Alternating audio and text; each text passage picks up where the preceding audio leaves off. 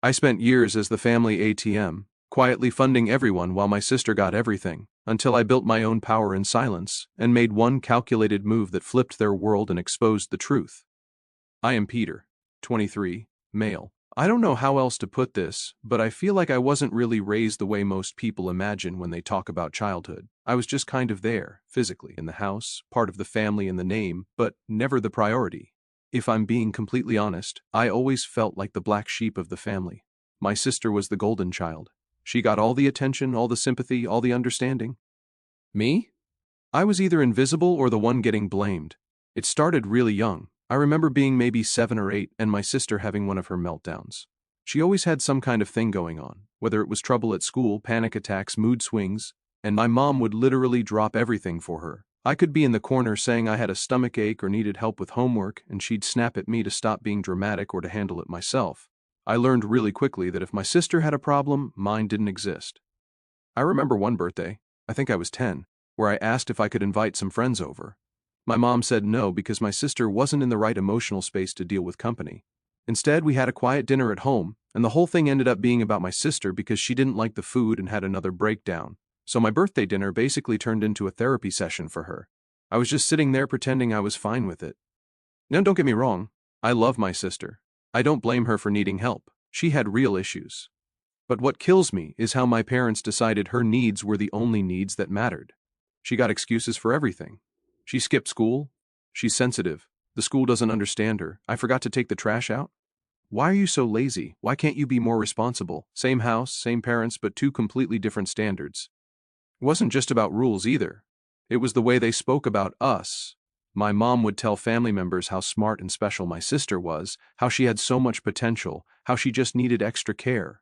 Me, if I came up in conversation, it was usually about how I was quiet or difficult sometimes, or how I needed to learn to help more. I never got praise. I was like the utility player in the background, the one keeping things running while she got to shine.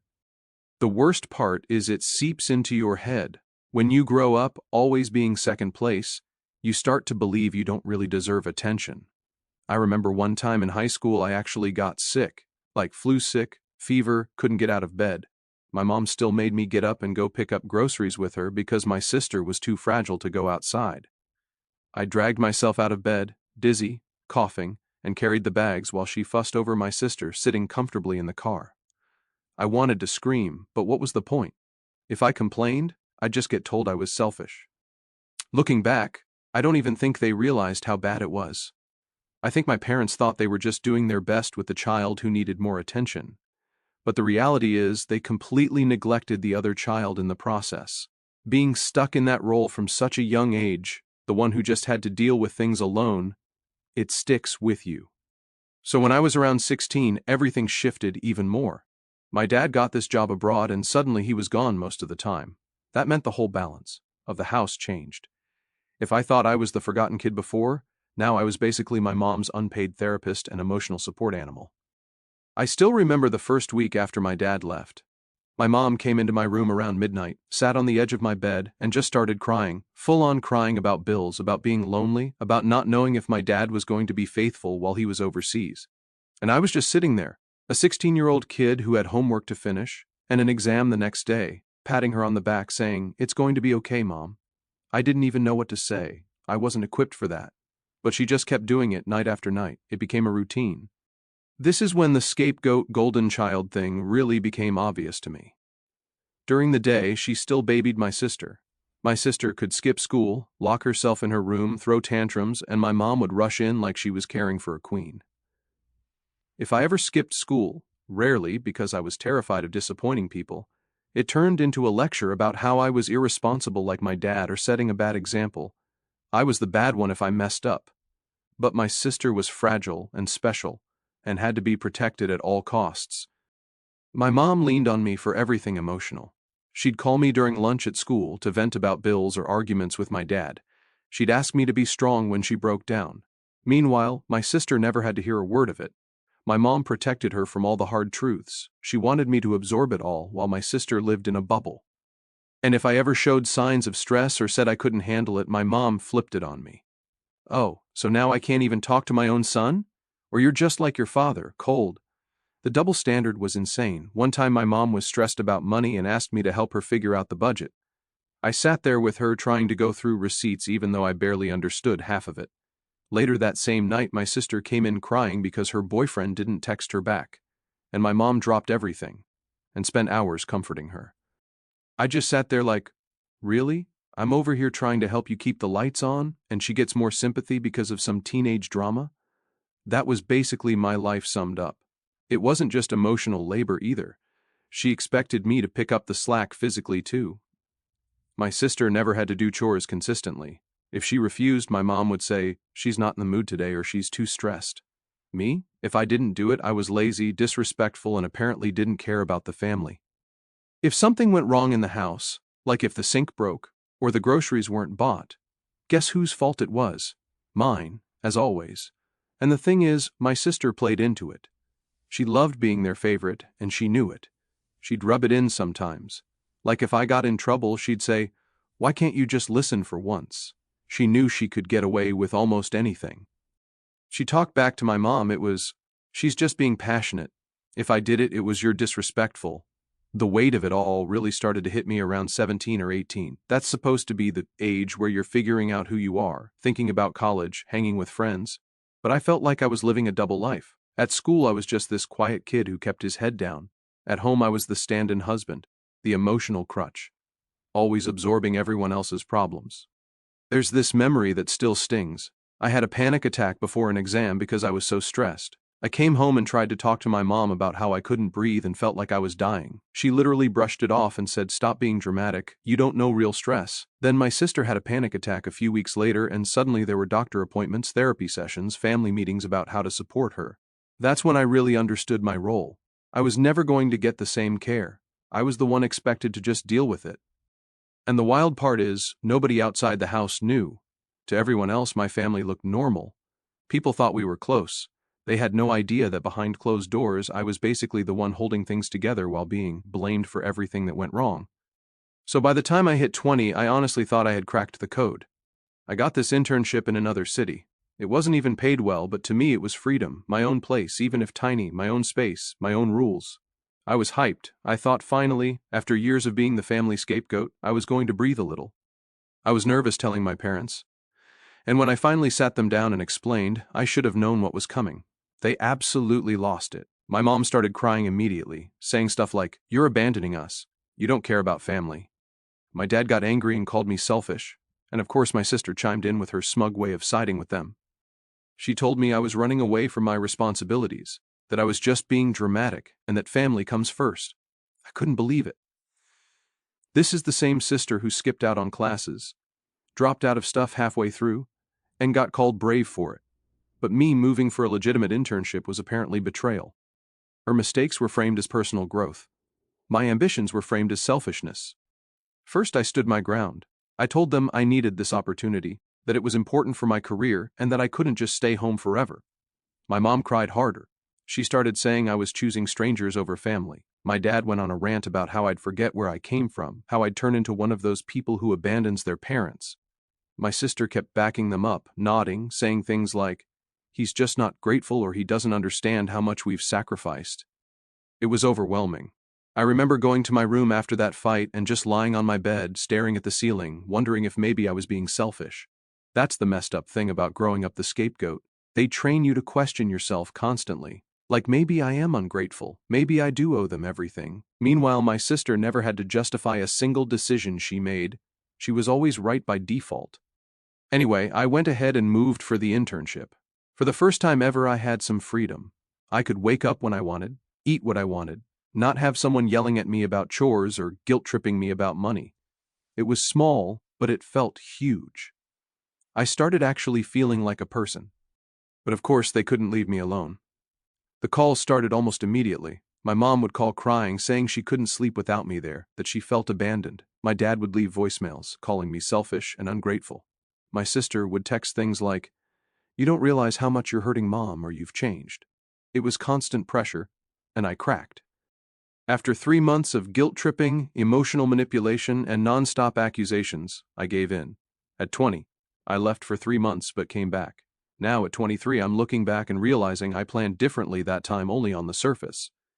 I told myself it made sense financially, living at home was cheaper. But deep down I know I was manipulated back. They broke me down until I believed I had no choice. Around the same time, my sister took a break from school. She just decided she wasn't going anymore for a while. My parents praised her for being in touch with her needs and protecting her mental health. They bragged to relatives about how she was prioritizing herself. Meanwhile, when I tried to prioritize myself, I was called selfish, brainwashed, and ungrateful. I remember one conversation that really stuck with me. My mom said, "Your sister needs time to figure herself out, but you need to step up. You're the strong one." At the time, I didn't even realize how manipulative that was. What she really meant was, your sister gets freedom and compassion, but you don't. You get responsibility and guilt. I was the one they could dump everything on. My sister was shielded from consequences. Moving back was one of the lowest points of my life. I felt like a failure. I felt like I had let myself down. All I wanted was to build some independence, to start carving out my own path. But instead, I ended up right back in the same house, back in the same role. Forgotten when it came to care, but front and center when it came to responsibility. My sister got to explore herself. I got to pay bills, do chores, and listen to my mom's midnight breakdowns again. The irony? Even after I moved back, they still treated me like I was untrustworthy. My mom would say things like, "Don't get any ideas about leaving again, or family is forever. You'll never leave us." Like I was some runaway they had to keep on a leash. And my sister would smirk and say things like, "I knew you'd come crawling back." She got to feel superior for doing nothing while I got shamed for trying to do something with my life. That internship was my first attempt at escaping, and I failed. So fast forward a few years. I'm 23 now. I finally got a decent job. It's not like I'm rich or anything, but I make enough to cover myself, have some savings, and actually feel like I'm building something. And suddenly, the second I started earning more than my parents, it was like a switch flipped.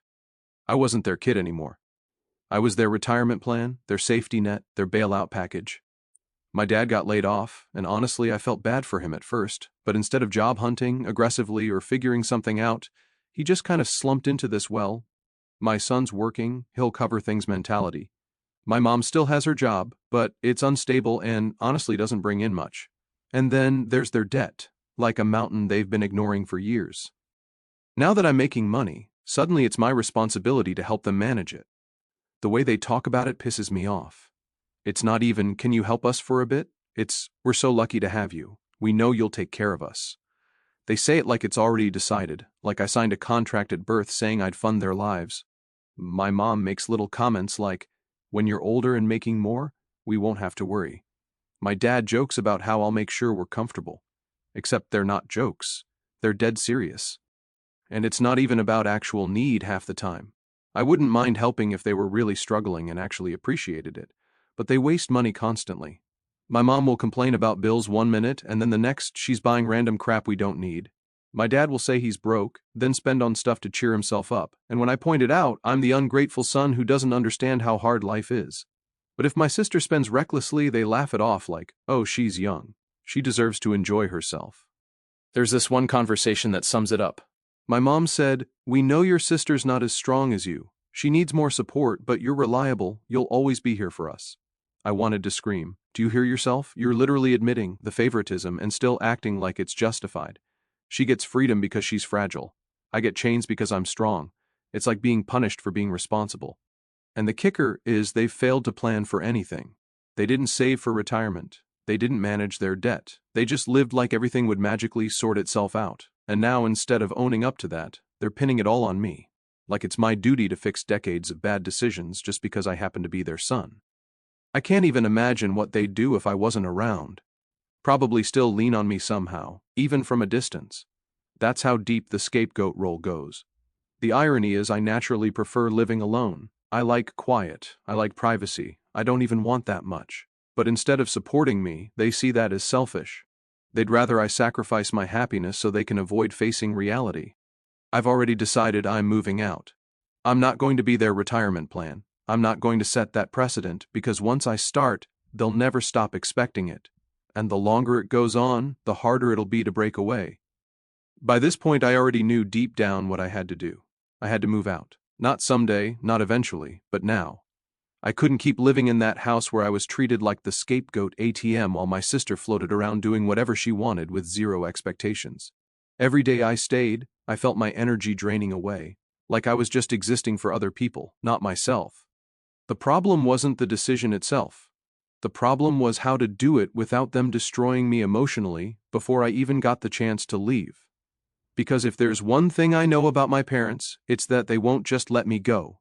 I tried once before at 20, and they wore me down with endless guilt trips until I gave in. I swore I wouldn't let that happen again. So I started thinking about my options. Option 1, direct confrontation, sit them down and tell them straight, I'm moving out. I found a place, I'll be gone in a month. Straightforward, no lies, no sneaking around. But in reality, that would mean weeks of screaming matches. My mom would cry nonstop, my dad would blow up, my sister would back them up with her holier-than-thou commentary. It would be torture. Option 2, leave quietly. This one was tempting. Just find an apartment in secret, move my stuff out little by little, buy new furniture so I wouldn't have to carry much, and then one day just not come back. Like go to work and drive to my new place instead of home, send a text or leave a note explaining after the fact. Clean break, less drama in the moment. The downside? They'd feel betrayed, and I'd probably never hear the end of it. They'd spin it into look how sneaky and selfish he is for the rest of my life. Option 3, the work excuse.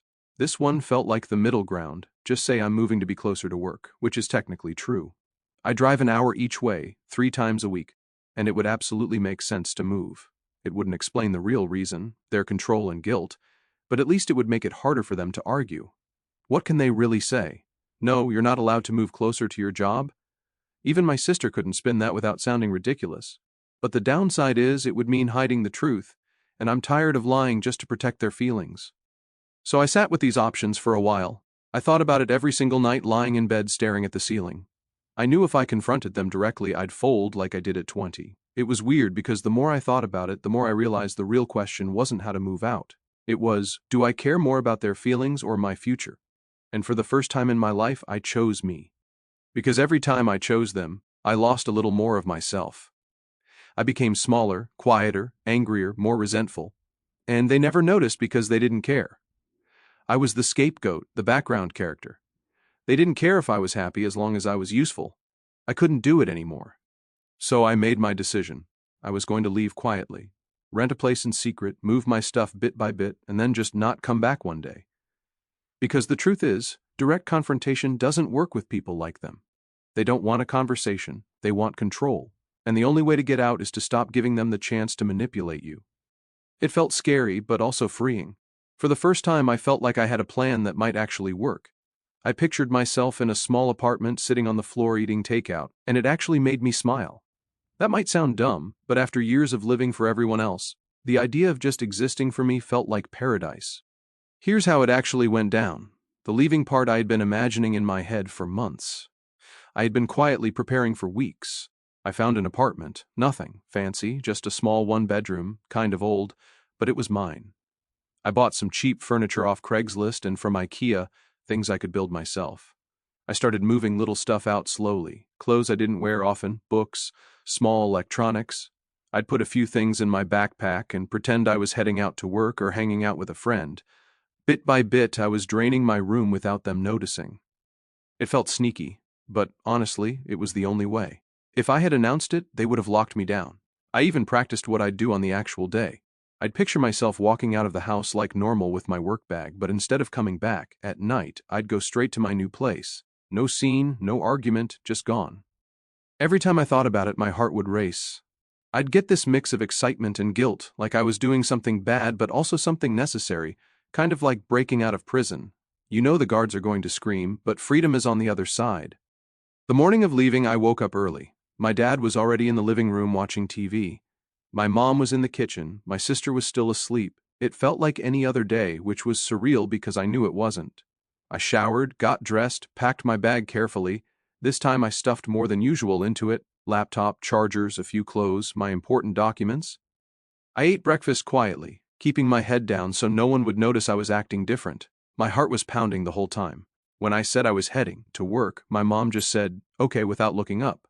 My dad grunted. My sister was still knocked out in bed. Nobody suspected anything. I walked out the door, got in my car, and drove off like I always do. Except instead of heading toward the office, I went straight to my apartment. I had the keys in my pocket, and when I unlocked that door and stepped inside, it hit me. I was out. I sat down on the floor because I didn't even have a couch yet and just breathed.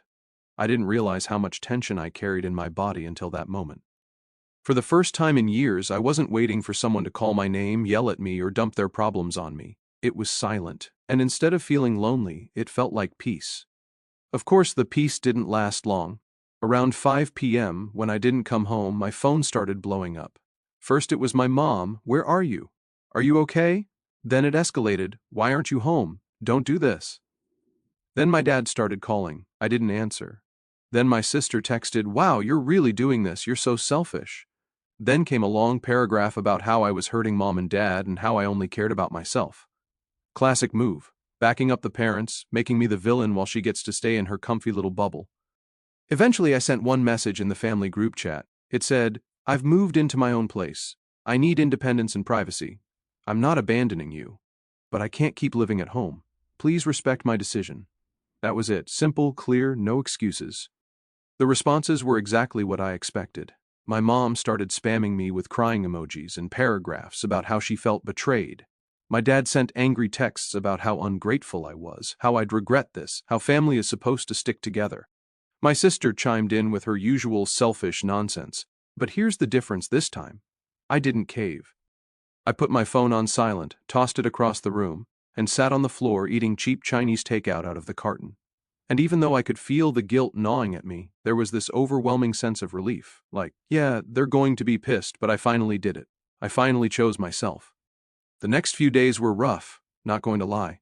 They kept calling, kept texting. My dad even showed up at my job one afternoon trying to convince me to come back. I told him politely but firmly that I wasn't moving home. He called me cold and walked out. My mom sent me voice notes crying about how she couldn't sleep without me there. My sister kept saying I was destroying the family. It was a lot, but I stayed put. Every day that I didn't give in made me stronger, and the thing that really stood out was the double standard. When my sister moved in with her boyfriend a year later, my parents didn't call it betrayal. They didn't call her selfish. They told everyone she was starting her adult life and acted proud of her. But when I did the exact same thing, I was a traitor. She gets praised for independence. I get punished for it. But despite all of it, I don't regret leaving quietly. Direct confrontation would have destroyed me emotionally before I even made it out the door. Sneaking out gave me the chance to escape on my terms. And sitting there that first night, eating takeout in silence, no one demanding anything from me, it felt like the first real breath I'd taken in years. Leaving day wasn't perfect and it wasn't clean, but it was mine. And for once, that was enough. Here's the part that honestly still makes me shake my head when I think about it. After I left, the whole house dynamic cracked. For years, I'd been the one holding everything together, even though they never admitted it. I was the one they could dump their problems on, the one who absorbed all the emotional weight, the one who made the money. And when I finally left, it was like they didn't know what to do. They had built their whole system around me, carrying everything. And when I stopped carrying it, it collapsed. But then reality started to hit them. Bills started piling up. Debt collectors started calling more often. My dad still hadn't found steady work. My mom's job was still shaky. And the funny thing, they just assumed my sister would step in if I wasn't around. They thought, well, she loves us. She's the good one. She'll help. Except she didn't. When they asked her for money, she straight up said no, not even a soft no, a hard no. She told them she had her own life to worry about, her own plans. She had just moved in with her boyfriend and wasn't about to ruin her future for their mistakes. That's when I realized something wild. She had learned from watching me. She saw what happened when I gave in, when I sacrificed myself over and over, and she decided she wasn't going to be me. Which honestly is kind of hilarious. My parents were shocked. They couldn't process it. This was the daughter they praised for everything, defended at all costs, called special and sensitive her whole life.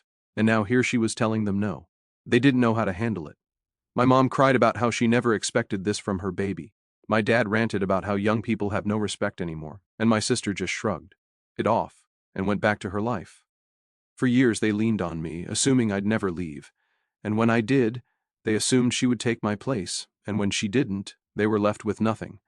No backup plan, no safety net, just the consequences of their own choices. The best part? Relatives started noticing. At first they believed my parents' version, that I abandoned them. But then they started asking questions. Why are you depending so much on your kids? They're both in their early 20s. What happened to your savings? Why aren't you working? And the more questions they got, the less sympathy they received. Some even called them irresponsible to their faces. My mom hated that. My dad tried to brush it off, but you could tell it stung. For once, people weren't blaming me, they were blaming them. And honestly, that was the karma I'd been waiting for. Because for years, every problem in the house was somehow my fault. If my sister was upset, it was because I wasn't supportive enough. If my mom was stressed, it was because I didn't help enough. If my dad was angry, it was because I wasn't grateful enough. Everything fell on me. And now with me gone, they couldn't use me as the scapegoat anymore. They had to face the truth. The problems were theirs. It hit harder when my sister kept refusing to step in.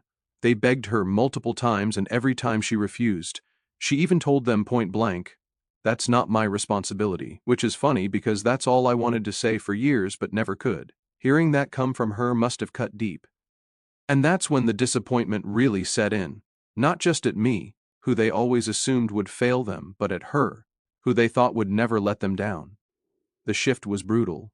They went from acting like she was this perfect angel to quietly resenting her. My mom even complained to me once, ironic, right, that she never thought your sister would be this cold. I almost laughed out loud. Cold? Really? You ignored me for years, dumped everything on me, and now you're shocked that she doesn't want to carry your mistakes either. That's karma. And the irony didn't stop there. Not long after she moved in with her boyfriend, the relationship fell apart. He dumped her. And of course, she went straight back to my parents' house. Suddenly, the golden child who always got to find herself was back under their roof. No independence, no backup plan. Watching them scramble to comfort her while realizing she wasn't the savior they imagined was its own kind of karma. The very person they put on a pedestal ended up just as dependent as they made her. And me? I was finally free, sitting in my apartment, paying my own bills, enjoying my own space while they sat in that house realizing the system they built had completely collapsed. I'm not going to lie. Part of me felt guilty at first, like maybe I should have gone back, maybe I should have helped. But then I remembered all the times I begged for attention and got ignored. All the times I was blamed for things that weren't my fault. All the times my sister got praised for breathing while I got criticized for not doing enough. And the guilt faded because this wasn't on me. It never was. If anything, the biggest karma of all was that they finally had to see me for what I really was. Not their villain, not their scapegoat, not their retirement plan, just their son. And if they wanted me in their lives, they'd have to actually respect me. So do I owe them anything? I owe them basic respect and maybe contact on my own terms. But I don't owe them my paycheck, my independence, or a life lived only for their comfort. I'm free, and that's enough.